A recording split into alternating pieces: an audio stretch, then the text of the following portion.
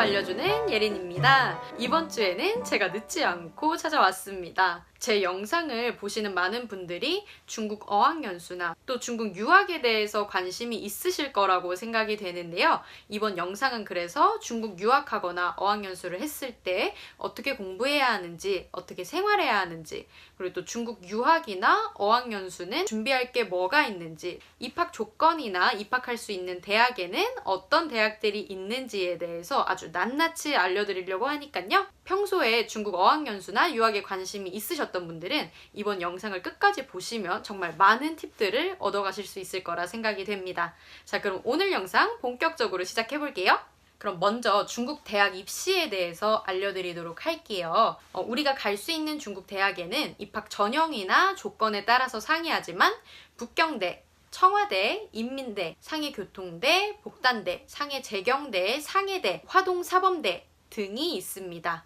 입학 조건으로는 고등학교 졸업 이상 학력자, 대외한어과의 경우에는 급수가 없거나 HSK 3, 4급만 있으셔도 진학이 가능하고요. 원하는 과, 원하는 대학에 가시려면 HSK 5급, 230점 이상은 있으셔야 제약 없이 지원을 하실 수 있습니다. 입학 방법은 HSK 5급이 있다는 전제 하에 1년 이상 준비를 하셔야 승산이 있는데요. 중국 명문대 같은 경우에는 조기 유학생분들과 같이 경쟁을 해야 되기 때문에 철저하게 준비를 하셔야 승산이 있습니다. 중국어는 당연히 어느 수준 이상 구사하실 수 있다는 그 전제 하에 입시를 목표로 또 따로 준비를 하셔야 문제 없이 시험을 치르실 수 있을 것 같아요. 그리고 국내에서도 중국의 본고사 입시를 치를 수 있는 학원이 있다고 해요. 그러니까 그런 학원들을 통해서 알아보셔도 좋을 것 같습니다. 자, 여기서 제가 말하는 본고사 시험이라는 건요. 어문, 수학, 영어 세 가지 과목으로 이루어진 시험인데요. 어문 같은 경우에는 저희 수능 국어처럼 고문, 현대문학, 작문 등으로 이루어져 있고 공부해야 할 범위가 정말 넓고요. 수학은 풀이 과정을 중요시하는 주관식 문제가 많이 출제가 됩니다. 자, 그리고 영어는 저희 수능 영어와 난이도는 비슷하다고 생각을 하시면 되는데요. 문법적인 사항이 들어간 문제들이 많이 나온다는 점 기억해 주시면 좋을 것 같습니다. 면접도 합격 당락에 아주 중요한 열쇠이기 때문에 아주 철저한 준비가 필요하다고 하네요. 청와대를 제외한 모든 명문대들은 1월에서 3월까지 접수가 이루어지고요. 시험은 3월에서 5월까지 치러진다고 합니다. 그리고 나머지 대학들은 보통 HSK 급수가 있으면 서류 전형으로 입학이 가능하다고 합니다. 학비는 1년에 380만 원에서 550만 원 선이고요. 기숙사비를 포함하면 680만 원에서 850만 원 선까지 올라간다고 합니다. 그럼 다음으로 중국 어학연수에 대해서 알아보도록 할게요. 어학연수는 크게 단기연수 그리고 장기연수로 나누어지는데요. 단기연수는 보통 4주에서 8주, 장기연수는 한 학기에서 1년 이상을 말합니다. 연수 가능한 학교에는 북경사범대, 북경외대, 상해외대, 상해대 등이 있다고 합니다. 어학연수 비용은 북경이나 상해에서 연수를 하실 경우에 한 학기에 기숙사비를 포함한 학비가 350만 원에서 450만 원, 지방도시의 경우에는 250만 원에서 300만 원 선이라고 합니다. 자, 이렇게 제가 어학연수와 유학에 관련된 정보는 어느 정도 전달을 해드린 것 같아요. 그래서 다음으로는 유학하거나 연수 시에 주의하셔야 될 점, 공부를 어떻게 해야 하는지, 생활을 어떻게 해야 하는지에 대해서 알려드리려고 해요. 제가 유학했던 경험을 바탕으로 팁이 될 수 있는 말들을 좀 해드리려고 하니까요. 영상 끝까지 봐주시면 좋을 것 같습니다. 북경이나 상해 같은 경우에는 한국인 분들이 많기 때문에 이제 적응하거나 하는데 어려움은 크게 없으실 거예요. 하지만 많기 때문에 또 안 좋은 점도 있겠죠. 정말 제가 마음을 먹고 노력하지 않으면 사실 중국인들과 교류할 수 있는 기회가 생각보다 많지가 않아요. 제가 다녔던 상해 교통대 같은 경우에는 시카라고 이제 중국인과 유학생을 연결시켜서 서로 교류할 수 있게끔 해주는 프로그램이 있었어요. 그래서 다른 학교도 마찬가지로 유학생들이 많은 학교 같은 경우에는 이런 프로그램들이 상당히 잘 되어 있거든요. 그러니까 여러분들도 유학을 오시거나 연수를 왔을 때 어떤 프로그램들이 있는지 자세히 알아보시고 신청을 하셔서 좀 더 편하게 수월하게 중국인과 교류를 하시면 좋을 것 같습니다. 저는 어떤 일을 하든지 간에 본인의 의지가 굉장히 중요하다고 생각을 해요.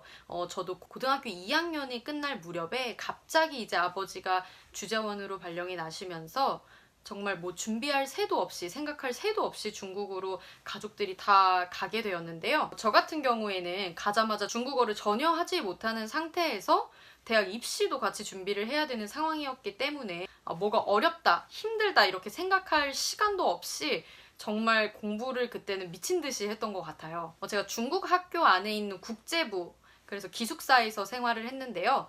아침 6시 반에 일어나서 밥 먹는 시간, 운동하는 시간, 취침 시간 빼고는 아침 6시 반부터 저녁 10시까지 매일매일 공부를 했어요. 물론 일요일에는 당연히 쉬는 시간을 좀 가졌지만 평일에는 무조건 이 패턴으로 생활을 했습니다. 당연히 수업 시간에 집중을 했고요. 주어진 자습 시간도 10분 활용해서 제가 공부를 했었던 것 같아요.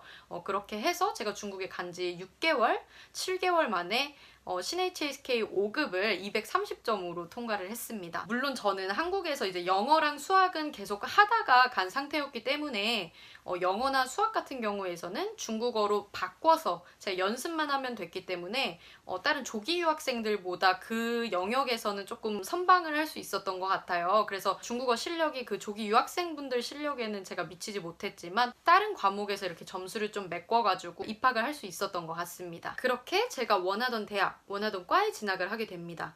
하지만 거기서 끝이 아니겠죠? 대학에 진학을 하게 되면 교수님들이 우리가 중국인 친구들과 같이 수업을 듣기 때문에 유학생이라고 해서 말씀을 느리게 해주시거나 뭐 우리를 위해서 배려해 주시거나 한다는 점이 없어요. 당연히 저는 수업을 100% 알아듣지 못했고 그랬기 때문에 수업 시간에 HSK 단어를 외운다든지 과제 같은 경우에도 당연히 그냥 막 겨우겨우 맞춰서 내야 되니까 그렇게 해가는 경우가 다반사였어요.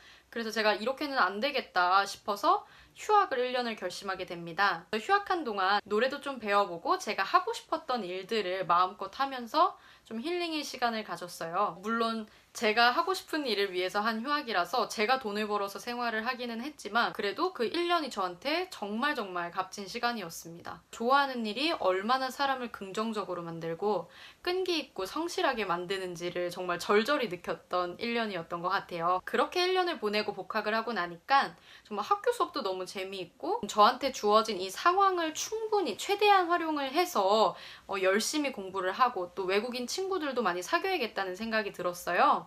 그래서 복학을 한 이후에 제가 영상 처음에 말씀드렸었던 그 시카라는 그 프로그램에도 가입을 해서 중국인 친구들과 어울리고 홈파티 같은 것도 적극적으로 막 가서 교류하고 뭐 메신저도 따가지고 또 연락도 하고 그거 외에도 중국인 동아리에 가입을 해서 중국인 친구들과 어울리고 수업도 굉장히 열심히 들었어요. 그리고 당연히 중국어 공부는 따로 뭐 신문 기사도 찾아서 읽고 HSK 단어도 따로 외우고 이렇게 공부는 또 따로 당연히 했고요. 그러다 보니까 학점도 굉장히 많이 올라가고 중국어 회화 실력도 그때 제가 다 늘었다고 해도 과언이 아닙니다. 지금 생각했을 때 무엇보다 제일 좋은 건 세계 각지의 친구가 생겼다는 건데요. 재작년에 제가 프랑스에 갔을 때도 중국 유학할 때 사귀었었던 프랑스 친구들을 만났어요. 그 친구들이랑 중국어로도 대화를 했지만 영어로 또 더 많이 대화를 했어요. 제가 영어를 그렇게 잘했던 것도 아닌데 어떻게 그 친구들이랑 친해질 수 있었을까라는 생각을 해보면 저는 틀리는 걸 무서워하지 않았던 것 같아요. 한 문장을 제대로 말하기 위해서 제가 정말 오래 생각하고 얘기를 한다기보다 아는 단어들로 이렇게 최대한 풀어서 설명을 했었던 것 같거든요. 제가 영어를 이렇게 예로 들어서 알려드리는 건 중국어도 마찬가지라는 점이에요. 여러분들도 유학하거나 어학연수를 하시게 되면 배운 문법으로 똑같이 이렇게 맞춰서 정확하게 얘기를 할 거야 라고 하게 되면 말할 수 있는 기회가 그냥 지나가 버리는 경우가 굉장히 많을 거예요. 그러니까 여러분들도 말하면서 틀릴 걸 무서워하시지 마시고 일단 단어라도 뭐라도 일단 내뱉으시면서 교류를 이어가시면 언어가 훨씬 더 많이 느실 거라고 제가 생각을 합니다. 물론 정확하게 말하는 것도 중요하죠. 하지만 처음에 오셨을 경우에 그게 쉽지 않기 때문에 그래도 많이 말하는 기회를 가지시는 게 훨씬 더 중요하다고 저는 생각을 합니다.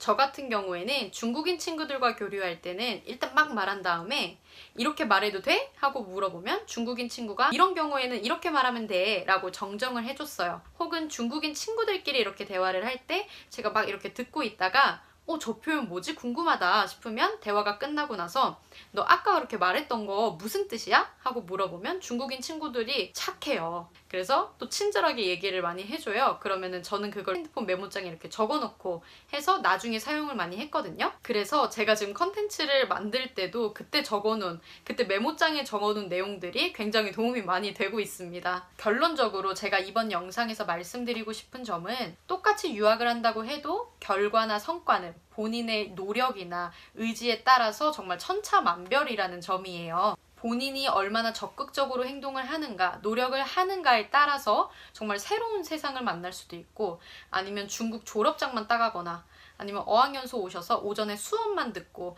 그냥 조금 말하다가 한국에 돌아가실 수도 있는 거예요. 제 주위에 많은 유학생분들이 중국인 친구들이나 유학생 친구들과 교류하기를 꺼려하는 친구들이 많았는데요. 파키스탄 애들은 이래서 싫어, 혹은 뭐 중국 애들은 이래서 싫어, 아니면 미국 사람들은 이래, 영국 사람들은 이래, 이렇게 고정관념이나 편견을 가지고 유학생활을 시작하게 되시면 굉장히 힘들고 의미 없는 유학생활을 하시게 될 거예요. 저는 모든 한국 사람들을 한 단어로 정의할 수 없는 것과 마찬가지로 다른 나라 사람들도 그들만의 문화는 당연히 있겠지만 사람마다 굉장히 다르다고 생각을 하거든요. 그러니까 유학을 생각하고 계시는 분, 결정하신 분, 어학연수를 가실 분들이라면 부디 열린 마음으로 고정관념이나 편견 없이 적극적으로 중국인 유학생분들과 교류하려는 노력을 하신다면 중국에서 정말 좋은 성과를 가지고 한국에 돌아오실 수 있을 거라고 생각을 합니다. 자, 오늘 영상은 사실 제 영상을 굉장히 예전부터 봐주셨던 어떤 구독자분의 요청으로 만들게 되었는데요. 제가 유학을 경험해보기도 했고 또 안타까운 그런 상황들을 많이 봐와서 좀 구구절절하게 이야기를 길게 했어요. 하지만 이렇게 하나하나 짚어가면서 여러분들한테 조금이라도 도움이 되는 말들을 더 해드리고 싶어서 그랬다는 점 꼭 알아주셨으면 좋겠고요. 오늘 영상이 도움되신 분들은 좋아요 그리고 구독하기도 꼭 같이 부탁드립니다. 그럼 다음 영상에서 만나요. 안녕!